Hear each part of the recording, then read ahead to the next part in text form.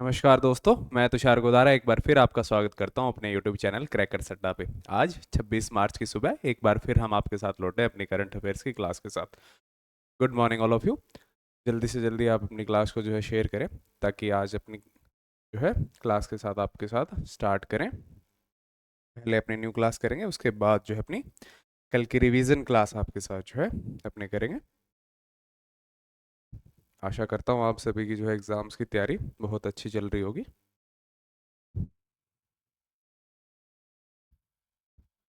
चलिए स्टार्ट करते हैं बिना किसी देरी के आज के पहले क्वेश्चन के साथ। भारत के अगले वित्त सचिव के रूप में किसे नियुक्त किया गया है?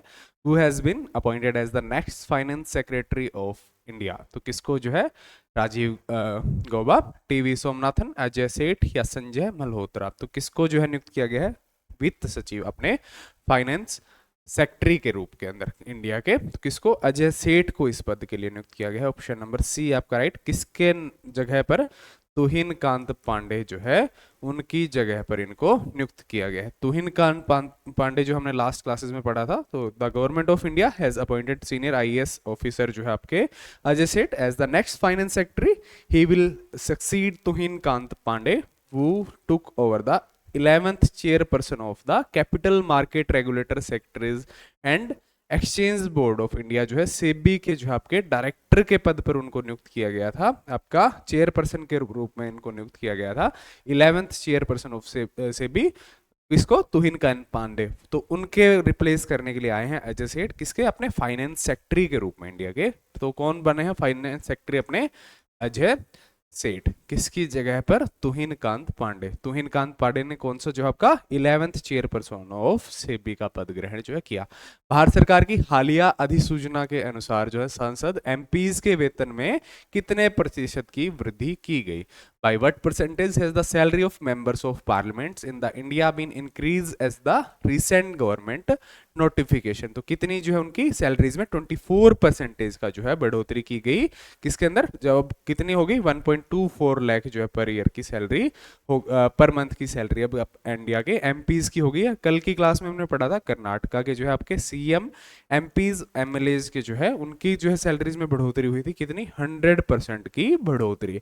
और अब जो है आज हमें देखने को मिली है इंडिया के जो है सभी एमपीज की सैलरी 24% जो है बढ़ोतरी। 100% 24, 100% कौन सी? आपकी कर्नाटका जो है उसने बढ़ाए थे। कर्नाटका के जो आपके कौन सी गवर्नमेंट है? Congress government. The government of India has notified increase in the salaries, allowances and pensions of the members of the parliament with the retrospective effect from 1 अप्रैल 2023। तो एक ये भी क्वेश्चन अगर पूछा जाए कि ये बढ़ी हुई सैलरी कब से लागू हुई, तो बैक डेट 1 अप्रैल 2023 से जो है ये सैलरीज लागू होगी। The salaries have been increase from the 1 lakh per month to 1.24 lakh per month जो है 24% का इंक्रीज। तो सीधा 1 लाख का 24% कितना हो गया आपका?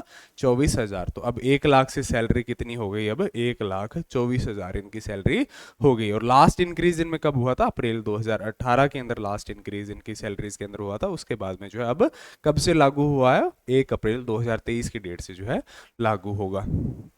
नेक्स्ट अपना कौन सा देश 2027 तक दुनिया की तीसरी सबसे बड़ी अर्थव्यवस्था बनने की उम्मीद है? तो हाल फिलहाल आईएमएफ की एक रिपोर्ट आई। तो ये रिपोर्ट किसकी है? आईएमएफ। तो किसकी रिपोर्ट के बाद में आई है? आपकी वर्ल्ड बैंक की रिपोर्ट थी, जिसमें सजेस्टेड ग्रोथ रेट 2047 तक जो इंडिया विकसित भारत के रूप में डेवलप होने का क्या बताई थी? 7.8%। इस पॉजिटिव जो है रिपोर्ट के बाद में जो है आईएमएफ ने कहा है कि 2027 तक भारत जो है दुनिया की तीसरी सबसे बड़ी इकोनॉमी, अर्थव्यवस्था बन सकता है।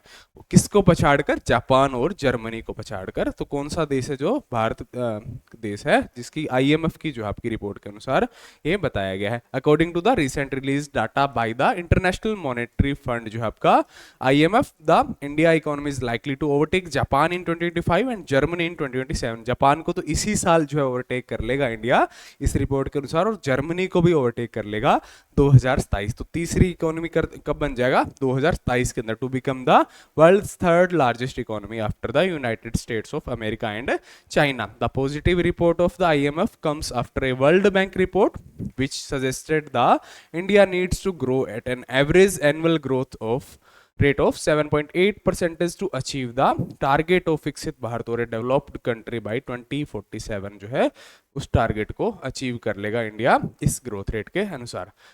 2025 में financial action task force FATF की private sector collaborative form PSCF की बैठक मेजबानी कौन सा शहर करेगा?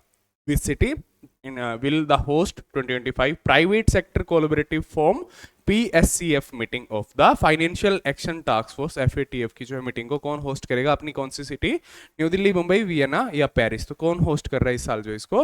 मुंबई को। और लास्ट ईयर इसको किसने होस्ट किया था? UN ने इसको होस्ट किया था, यूनाइटेड नेशंस ने इसको होस्ट किया था। और इस साल जो है मुंबई इसको होस्ट कर रहा है, तो कहीं ना कहीं इंडिया की इंपॉर्टेंस लेवल को ये दर्शाता है कि इस लेवल की मीटिंग्स को जो है आपका सिटी होस्ट करे। मुंबई फाइनेंशियल कैपिटल जिसको कहा जाता है इंडिया, वो होस्ट कर रही है 2025 की private sector collaborative form PSCF की जो है फुल फॉर्म क्या है? Private sector collaborative form meeting of the financial action task force FATF from 25th to 27th। आज के दिन 25th कल के दिन ये स्टार्ट हुई थी और 27th जो है कल के दिन तक ये चलेगी जो है meeting. The private sector collaborative forum of the FATF is an annual meeting which seeks to foster collaboration between the FATF and the civil society and private sector of fight against आपका money laundering and terrorist financing other financial crimes जो है विरुद्ध आपका main इसका क्या meeting का M क्या रहता है?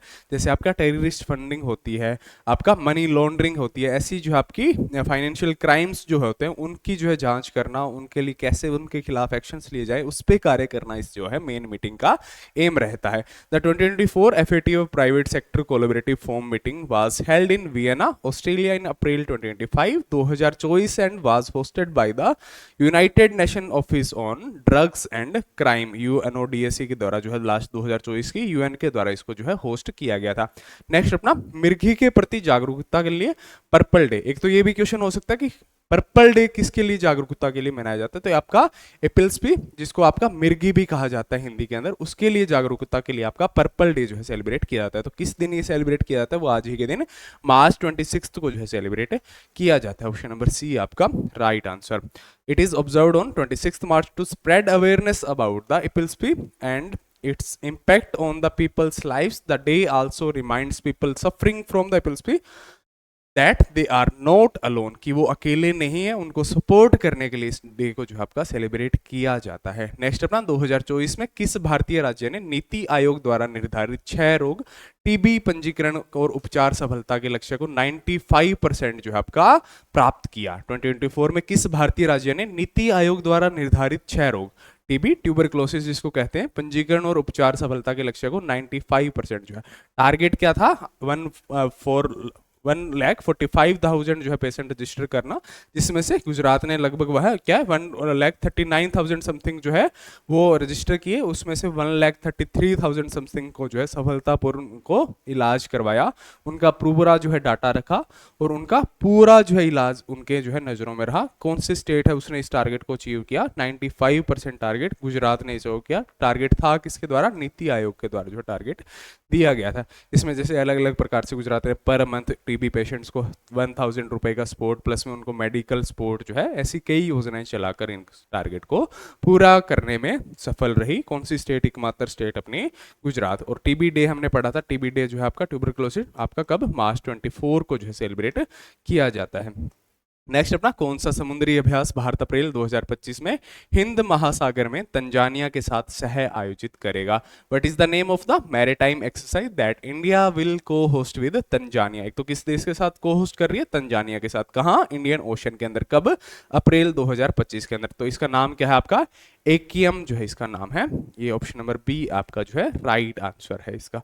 तो as a part of its military outreach जो है in the African region, India will co-host a maritime exercise named AKM with Tanzania in the Indian Ocean in April 2025. The maiden military exercise AKM, which means unity in Sanskrit, will see the participant on African countries including Tanzania.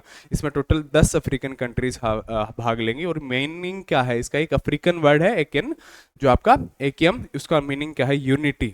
Sanskrit के अंदर जो है इसका, संस्कृत के अंदर जो इसका meaning क्या है? यूनिटी। और उसमें इंडिया के अलावा 10 जो है अफ्रीकन कंट्रियां, जिसमें से मेन कौन सी आपकी तंजानिया जो भाग लेगी। कहाँ परफॉर्म किया जाएगा? इंडियन ओशन के अंदर, अप्रैल 2025 के अंदर। अब से कब से जो है सूक्ष्म लघु और मध्यम उद्यमों का के लिए संशोधित वर्गीकरण मानदंड जो केंद्रीय बजट 2025 में 26 में घोषित किए गए थे लागू होंगे? When will the revised classification norms for micro, small and medium enterprises (MSME) announced in the Union Budget 2024 come into effect? तो कब से ये लागू होंगे? ये आपके 1 अप्रैल 2025 से ये लागू होंगे।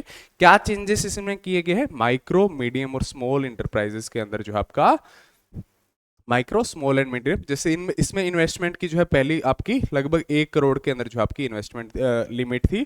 और आपका एनुअल टर्नओवर क्या था? लगभग था 50 करोड़ का, जिसको बढ़ाकर 100 करोड़ तक का कर दिया। और इन्वेस्टमेंट एक से जो आपका 25 करोड़ तक की इन्वेस्टमेंट इसके अंदर कर सकते हैं। ऐसे ही इन्वेस्टमेंट की और टर्नओवर की जो है लिमिट्स, इसमें 2 क्राइटेरिया अलग अलग करके, इन्वेस्टमेंट क्राइटेरिया और टर्नओवर क्राइटेरिया जो है एनुअल है, उसको बढ़ाई गई है उसकी लिमिट्स इन एमएसएमई उद्योगों के अंदर। वो लागू कब से होगी? वो आपकी 1 अप्रैल 2025 से वो आपकी लागू होगी। नेक्स्ट अपना कौन सा विधायिका राष्ट्रीय ई विधान एप्लीकेशन नेवा से जुड़ने वाला भारत का 28वां विधायिका जो है बन गया है? विच legislator has become the 28th in India to join the National E-विधान एप्लीकेशन NEVA जो है आपका।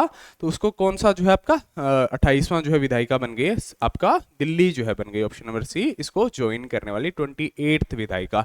और नेक्स्ट अपना कि पहला इसको ज्वाइन करने वाला स्टेट कौन सा था? उसमें था नागालैंड पहला स्टेट था, जिसने 2018 के अंदर जो इसको पहला स्टेट था जिसने ई विधान एप्लीकेशन को लॉन्च ज्वाइन किया था। Delhi has become the 28th legislator in India to join the national e-Vidhan application to create a paperless and digital legislative process. Nagaland was the first state in India to implement the national e-Vidhan application in 2022. 2018 में नहीं, sorry 2022 के अंदर नागालैंड पहला state था इसने जिसको join किया था। The NEVA is a digital platform developed under the Digital India initiative of the central government to release the One Nation One application visa for Prime Minister Narendra Modi. It is under the union minister parliamentary affairs के अंदर ये आती है। आपका digital India के अंदर जो है एक इसका एक हिस्सा है नेवा की सारी पार्लियामेंट्री प्रोसेस जो है इस एप्लीकेशन के अंदर one nation one application scheme के अंदर जो है आता है। मिनिस्ट्री की बात करें तो union ministry of parliamentary affairs ministry के अंदर ये आपका आता है। जल Shakti Abhiyan catch the rain 2025 के छठे संस्करण का शुभारंभ कहाँ किया गया है? Where was the 6th edition of Jal Shakti Abhiyan catch the rain 2025 launch? तो कहां इसको लॉन्च किया गया है? पंचकुला हरियाणा के अंदर इसको लॉन्च किया गया है। ऑप्शन नंबर सी इसका राइट आंसर। एडिशन कौन सा है? 6th edition. The 6th edition of the Jal Shakti Abhiyan catch the rain 2025 was launched in Panchkula Haryana on the occasion of the world water day 22 March. 22 मार्च को कौन सा दिन था आपका? World water day. उसी दिन इसको लॉन्च किया गया with a focus on 148 water state districts of the country. सिर्फ हरियाणा के नहीं 148 डिस्ट्रिक्ट जो आपके ऐसे जो है वाटर रिसोर्सेज के पंगों से जैसे झेल रहा है उनके लिए जो इसको लागू किया गया है। Launched by the union ministry of Jal शक्ति in partnership with the union ministry of environment forest and climate change and the government of Haryana, इनकी पार्टनरशिप में इसको लॉन्च किया गया है। तो ये थी आज की क्लास। अब स्टार्ट करते हैं अपने कल की रिवीजन क्लास के साथ। हाल ही में कबड्डी विश्व कप 2025 में पुरुषों और महिलाओं ने दोनों वर्गों का खिताब किस देश ने जीता? Which country won the both the men's and women's kabaddi world cup 2025? तो किसने जीता था? इंडिया ने। दोनों ने किसको हराकर? इंग्लैंड। होस्ट सिटी कौन सी थी? इंग्लैंड। इसको और जीता किसने? ऑप्शन नंबर डी आपका इंडिया ने जीता। दोनों ही टीमों ने इंग्लैंड को जो है हराया, मैन और वुमेन्स ने। हाल ही में किस देश ने दुनिया का सबसे बड़ा सफेद हाइड्रोजन भंडार खोजा गया है? तो कहाँ खोजा गया है? White hydrogen, France. और ये आपका नेचुरल हाइड्रोजन जो है आपका कम कार्बन उत्सर्जन करने वाली उसका सोर्स है, जो उसको मिथक को जो है खत्म करता है कि जो है हाइड्रोजन जो है डायरेक्टली यूज नहीं की जा सकती, नेचुरल हाइड्रोजन ऐसी नहीं मिलती कि उसको फैक्ट्री प्रोसेस में लाना पड़ता है, लेकिन वाइट हाइड्रोजन ऐसी आपकी हाइड्रोजन आपकी है जिसको आपका एविएशन के अंदर, ट्रांसपोर्ट के अंदर यूज किया जा सकता है कोई भी फैक्ट्री प्रोसेस के बिना। तो सबसे बड़ा भंडारण कहाँ मिला है? फ्रांस के अंदर हाल फिलहाल मिला है। हाल ही में भारत और किस देश के बीच खंजर युद्ध अभ्यास जो है, खंजर मिलिट्री एक्सरसाइज जो है पूरी हुई है? तो कहाँ? आपका किर्गिस्तान जो है, इंडिया और किर्गिस्तान के बीच में ये आपकी मिलिट्री एक्सरसाइज, नाम क्या है इसका? खंजर जो है वो कंप्लीट हुई है। हाल ही में माउंट लेवोटोबी लाकी लाकी जो है ज्वालामुखी कहाँ फटा? इसमें विस्फोट कहाँ हुआ है? तो कहाँ का ज्वालामुखी है ये? इंडोनेशिया का। और इंडिया की कहाँ की यात्रा को इसने प्रभावित किया था? बाली जो है यात्रा, इंडिया से बाली जाने वाली फ्लाइट से, उसमें काफी कैंसिलेशन जो है देखने को इस विस्फोट के बाद जो है मिला है। चीन के अलावा किस देश ने एक वित्तीय वर्ष में 1 बिलियन टन कोयला उत्पादन का आंकड़ा जो है पार किया? 1 बिलियन टन आपका coal production in financial year. China के बाद में सेकंड कंट्री कौन सा बना है? आपका इंडिया जो है इसमें बना है। ऑप्शन नंबर बी इसका राइट आंसर। इसका पॉजिटिव थिंग्स क्या मिली है इंडिया को कि कोयल एक्सपोर्ट जो है इंडिया जो है दूसरे देशों से इंपोर्ट करती थी वो जो है बहुत कम हुआ है। लास्ट दिसंबर मंथ के अंदर 6.8% का जो है डिक्रीज देखने का मिला था कोल इंपोर्ट के अंदर। हाल ही में पहला भारतीय फिल्म महोत्सव कहाँ शुरू हुआ है? तो फॉरेन कंट्रीज में, यूएसए में जो है पहला इंडियन जो है फिल्म फेस्टिवल स्टार्ट हुआ है। मोदी के जो है विजन है, सी द इंडिया जो है विजन है, आइडिया ऑफ इंडिया जो है विजन है, उसको लेकर ये स्टार्ट किया गया है। हाल ही में किस राज्य में सीएम, मंत्रियों और विधायकों, बात करें कौन सी सिटी, तो इसके अंदर सिटी भी आपका सीटल सिटी जो है यूनाइटेड स्टेट्स की, वहां ये स्टार्ट हुआ है पहला इंडियन फिल्म फेस्टिवल यूएसए के अंदर। हाल ही में किस राज्य में सीएम, मंत्रियों और विधायकों के वेतन में 100% की बढ़ोतरी, 100% मतलब सीधा सैलरी डबल कर दी गई है एक विधेयक पास करके? तो किसके अंदर? कर्नाटका के अंदर। और हमने पढ़ा था इंडियन जो है मेंबर ऑफ पार्लियामेंट्स की सैलरी में कितना परसेंटेज का इंक्रीज आया है? 24%। 1 लाख से बढ़ाकर कितनी कर दी? 1,24,000 उनकी सैलरी जो है कर दी गई। नेक्स्ट अपना, हाल ही में किसने 2025 स्टॉकहोम जल पुरस्कार जीता है? तो किसने ये आपका जीता है स्टॉकहोम? आपका गुंटर ब्लोस्चल जो है इसने आपका जीता है 2025 का स्टॉकहोम वोटर प्राइज जो है। और वोटर अपना इंटरनेशनल वोटर डे जो है कब जो सेलिब्रेट किया जाता है? वो 22 मार्च के दिन जो है सेलिब्रेट किया जाता है। नेक्स्ट ना, भारतीय क्रिकेटर रविचंद्रन अश्विन के सम्मान में चेन्नई की किस सड़क का नाम बदलकर रविचंद्रन अश्विन रोड कर दिया गया है? तो किसका? रामाकृष्णपुरम फास्ट स्ट्रीट है चेन्नई की, उसका नाम बदलकर किसके नाम पर? इंडियन जो है फॉर्मर क्रिकेटर है, बॉलर है, उनके नाम पर कर दिया गया है। किसके नाम पर? रविचंद्रन अश्विन के नाम पर। किस आपकी चेन्नई के अंदर स्थित है ये। विश्व मौसम विज्ञान दिवस जो है कब मनाया जाता है? When is world metrological day celebrated? तो ये किस दिन जो आपका मार्च ऑफ 23 को ये सेलिब्रेट किया जाता है। और इस साल की थीम क्या है? Closing the early warning gap of together इस साल की जो है थीम रही। किस दिन सेलिब्रेट किया जाता है? मार्च 23 को जो है मौसम विज्ञान संस्थान की स्थापना इसी दिन जो है की गई थी। और इस साल कौन सी जो है इसकी वर्षगांठ जो है ये सेलिब्रेट कर रहा है?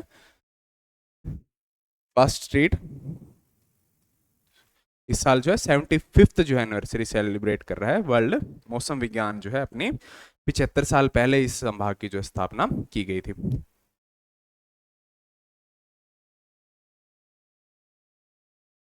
सॉरी, तो ये था अपना वर्ल्ड मेट्रोलॉजिकल डे, किस दिन जो है मार्च 23 को जो है सेलिब्रेट किया जाता है। तो धन्यवाद दोस्तों, आज की क्लास में बस इतना ही। कल फिर मिलेंगे आपके साथ न्यू क्लास के साथ। तब तक के लिए आप सभी को बेस्ट ऑफ लक आने वाले एग्जाम्स के लिए। Thank you, good morning again.